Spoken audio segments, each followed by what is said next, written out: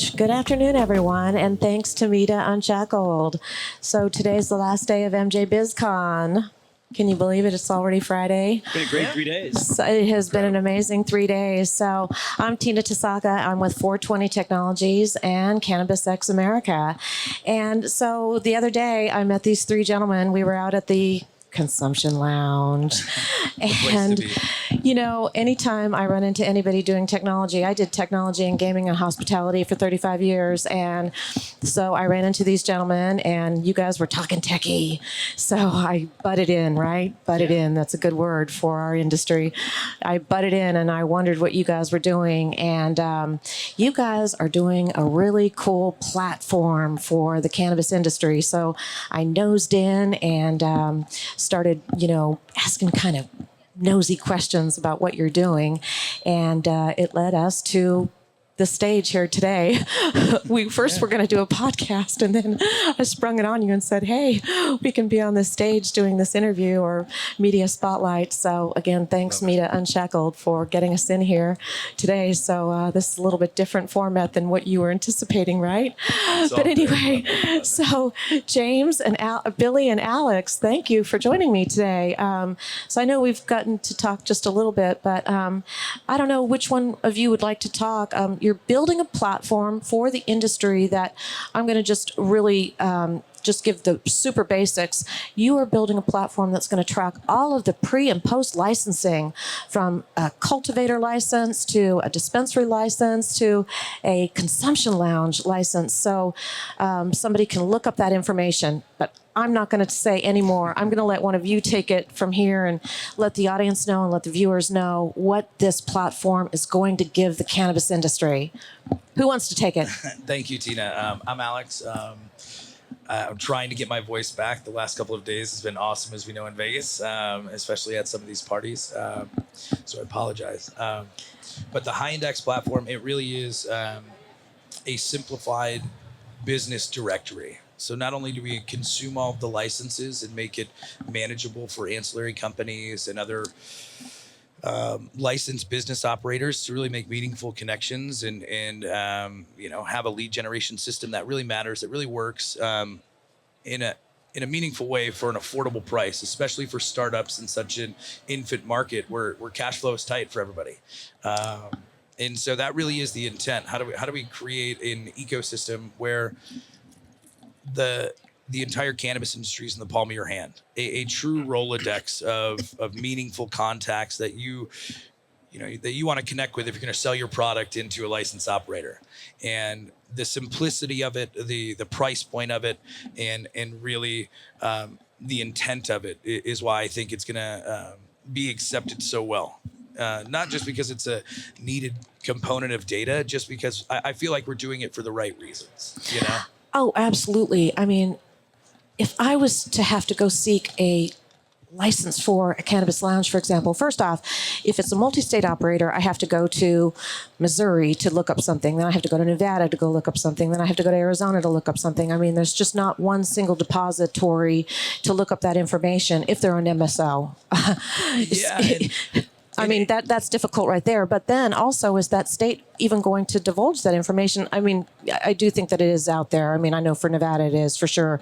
And I know for Arizona it is, because I'm looking for that information all the time in those two particular states. But it's hard to find. I mean, and then it's cryptic. I mean, it's kind of like the licensee's name is like Trees 667 BDF, and you're like, what is that?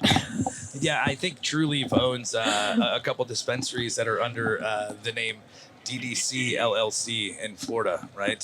Something along those lines. That was the awardee or the parent company for the licenses in some instances, and it's interesting. It's very fragmented, and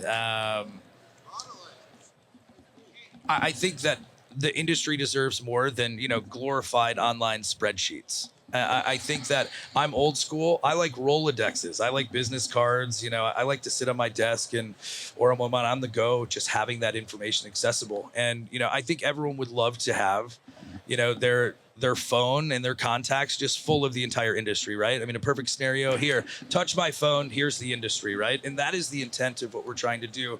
But we don't want to just pigeonhole it to license holders in the hemp and cannabis space.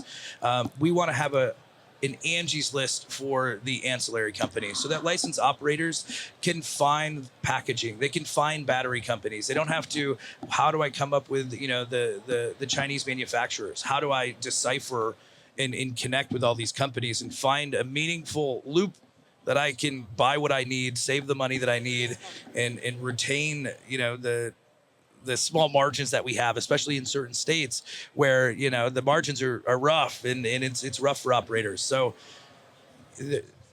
finding a way to curb that time, to find resources, as simplified as having a plumber, come into your grow and ensuring that service provider is the right service provider for you, for your grow, for what you need.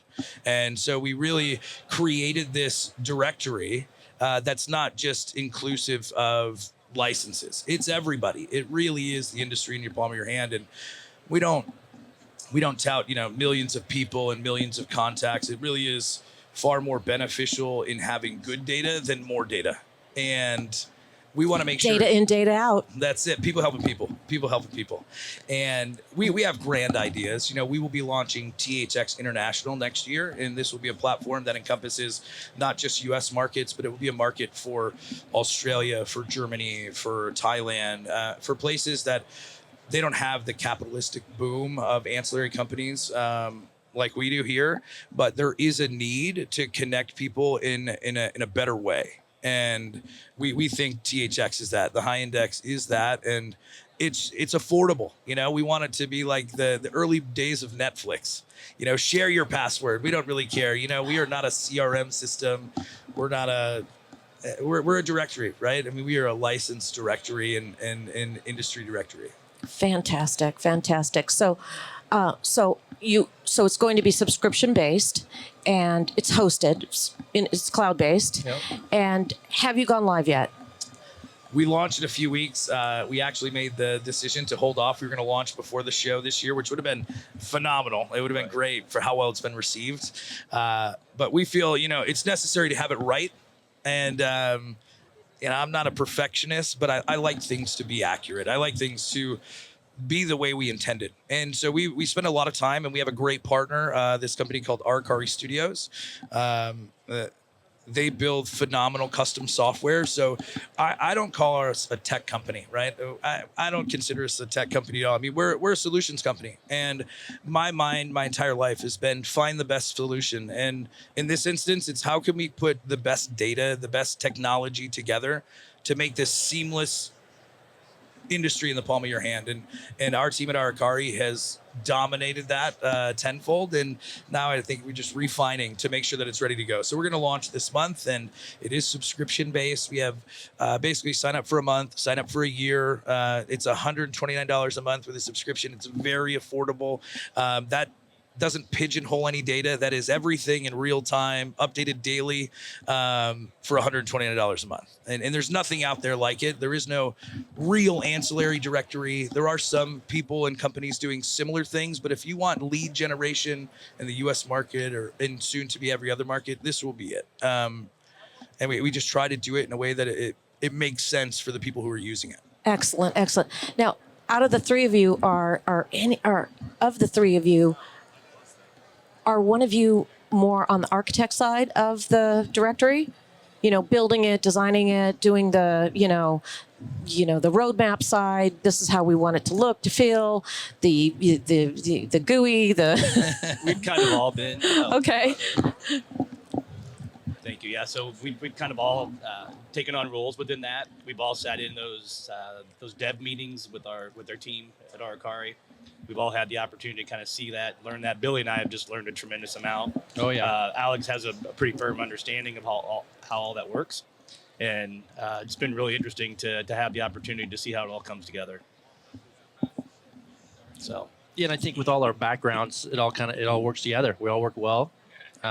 We got one goal in mind, is to build something great for the cannabis community. I just want to thank MJBIZCon. This is my first show. Very receptive. People are beautiful here. It's been great. Great experience. Overwhelming experience. So thanks for that. That's a real nice message to send, because you're right. I think our industry really embraces everybody that comes here, and they embrace all of the new companies because we are new and we're a new industry, and we can start new companies, we can start new businesses, we can start new everything. And that's what it's all about. This is what this community is all about. And welcome. Yeah, thank you. We're so glad you're here. Thanks. Thank you. You know, it's interesting, when we talk about like the architecture of it, we talk about the design of it.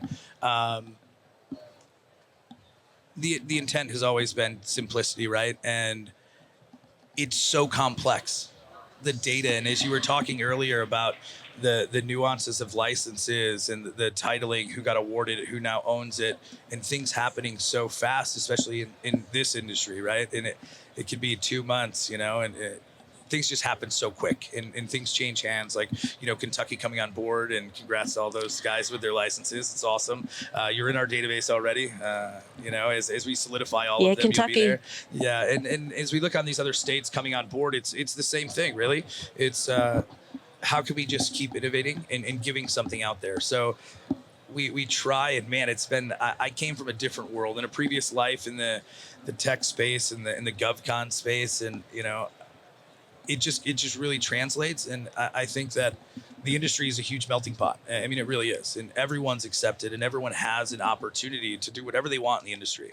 And I think that's the best thing about it, right? I mean, you could start a new business tomorrow, fail it, and then start a new one the next day. And you really have that opportunity. Not that I would recommend that, because, you have a reputation. It's small. It's a great, tight-knit community, but it's my background. That's what I come from, is a diverse background, and with my family and everything. And so it's awesome how welcoming it is, and being in it. Yeah. Yep. It is the advice that I've given some folks too, just anybody that I've spoken to in this industry. And I know we're getting just slightly off topic, but that this industry, you can really carve out anything that you want, because we are in such a new industry, and that even if something, with your particular solution or your product is not exactly going as planned, you can pivot. You can pivot, and you might have to. You guys might have to pivot a little bit because the industry changed. You might have to just change it just ever so slightly on this certain situation or another. Yeah, because of a regulation. I mean, in my situation, for example, and I'll be real public about it. I mean, I was going down the road to do the open table for consumption lounges, and I was ready to do it and ready to pull the plug, but there wasn't enough consumption lounges out there to support a massive platform, and so I pivoted. But anyway, so I pivoted, and I'm doing other things, and that's okay. I wanted to stay in the industry, and I'm not going to leave it, but I'm going to stay on track with tech. But anyway, going back to your platform, I had two other questions. I was wondering, first off, if you're going to have some self-service capabilities whereby, those ancillary folks can go in and modify the directory themselves, their directory listing, and or they can just, they can set up, they can purchase the subscription themselves and set up their own profile and so forth. Is that the premise of it? Yeah, that's exactly right. I mean, we look at, all the actual tech companies in the world that are, very successful, and we want to replicate that. Think LinkedIn Sales Navigator, think, Angie's List, and think the ability that those business owners have to kind of tweak what's displayed on Angie's List based on, what they're displaying in Google and how that works. We want to come to give that functionality not only to the ancillary users, but also to the license operators, so that if they want to tweak who they're displaying within our database, whether, hey, we want John to be shown as this is the contact, or, Steve's no longer with us, we're really giving that functionality not only to license operators, but more so to the ancillary companies to be able to input their description, say, hey, I own this business. Let's display this as my quick message. Now, it's not as robust as it should be. I mean, this is just our MVP, and we want to stick down, to the roots, and that's the data, right? 1.0. That's it. That's it. And but there is some of that functionality there, and although it's a directory, it does have a lot of CRM, capabilities on a smaller scale. And, there's companies who have been doing this for a few years, right? As far as like analytics and data, and there's so many, Cannabis Media, Hoodie Analytics, there's a bunch of folks out there that have been around for a minute doing similar things. And not that we never get to reinvent the wheel, right? Because we don't need to, but let's simplify it. I think that there are certain tiers of businesses that need different tiers of data, right? And the one thing that's never changed, it's always consistent, is you need context. You need to really make a push in. And so get into the meat and potatoes, and how can we do that? And the other folks out there providing cannabis analytics and dispensary and sale analytics, it's next level. I mean, I don't look at us as like, we're this crazy analytical company. We're just simplifying something that's fragmented from state to state in these individual markets and just honing it together, for simplicity. And I envy what all these other companies do with the level of analytical data they can provide and how they help other businesses in the industries. But our focus is on not only the little guy, but the big guys, right? And there's so many new companies that come on board in all these fragmented states. And I think about my home state, New York, and, Maryland's coming with their full adult use last year. And so these new companies need data, they need access. And, that's the intent. Excellent. Well, we're up to about 5 minutes left. And speaking of the big guys, and speaking of sitting in Las Vegas and the big guys, last September 11th, we had the worst cyber attack in Las Vegas, and MGM was attacked. Most of the casinos were attacked with a cybersecurity attack. MGM paid a ransom of $100 million. So just your thoughts on just some real basic protection of data in your new directory. What have you guys done to protect your data and in your directory? What are some technology things that you've done? Yeah, so I won't go to the too in-depth on the individual technologies that we're leveraging, but we ensure that the best is in place to protect data. It's absolutely insane the amount of money that was pushed out after that attack, but it is critical. And protecting not only our subscriber data, but the data that we have in our database, right? And not that anything, again, is proprietary in regards to that, but our subscriber data, their billing information, that is our utmost important, is keeping that safe, but also giving them the tools they need to be able to edit some of that stuff as well. So that's been a fun dance, and putting the right things in place with how do you allow a user to manipulate things within your database, but still keep it compliant and safe without having the issues and concerns. And our Kari Studios is crushing it, right? I mean, we've been building this for over a year and a half, and slow playing it appropriately so to get to this moment. And and I in my previous life, I was with a company called Kinsale and a company called Acela, which ironically now handles and manages the application licensing process in a couple of states. Michigan's a primary big one, right? And so you actually go through their system to submit your applications. And that was the company that bought my previous company back, in like 2015. They're based out of San Ramon. So long story short, my previous life was in that tech side, and it was really focused on cybersecurity. And I'm outside of DC now, and the big premise there is, security, and it's everywhere, right? Especially with blockchain tech coming up. And so we're not only just leveraging, current tech that we have and current means, but we're trying to always innovate. And one of our partners is here today. It's Paul, our partner, Paul Tarantino. He is the CEO of a company called Bit Federal, and they're a fintech. Blockchain. Yeah, a blockchain ATM, if you will, Okay. Bitcoin ATM. And so, our technology and security in just compliance and ensuring safety of our user data and our systems data, and also in preparation for THX International, is of the utmost highest importance. And it needs to be, right? Super. Well, as we wrap up here, where can our viewers and everybody here at MJBIZCon find you fine gentlemen? Where can they find your company? TheHighIndex.com. Okay, super. And we're doing a giveaway right now. Great. Please tell us about the giveaways before we say goodbye. Yeah, we're doing a drawing on January 1st. We're calling it the 2025 Expo Package. And go out and sign up for our newsletter, get on our mailing list, and your name is automatically entered into that drawing. And we're giving away tickets to MJBIZCon, a booth at the Ohio Summit, the NECAN event, and I believe it's in Boston next year. Yeah, Alex. NECAN Boston. Yep. Yeah, we've got Flower Expo. I'm jam-packed. A true expo giveaway, and it's the Ohio Cannabis Health and Business Summit with Lenny Berry. It is the most premier cannabis event in Ohio as far as B2B expo. It is phenomenal. They've been running it a few years in a row, and it really is an awesome time.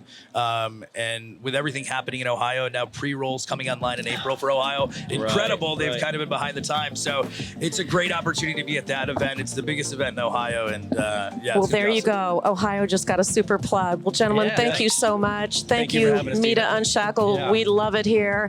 And everybody enjoy the rest of MJBIZCon. Thank you. Thank you. From Las Vegas. Thank you for having us, MJ. Tina.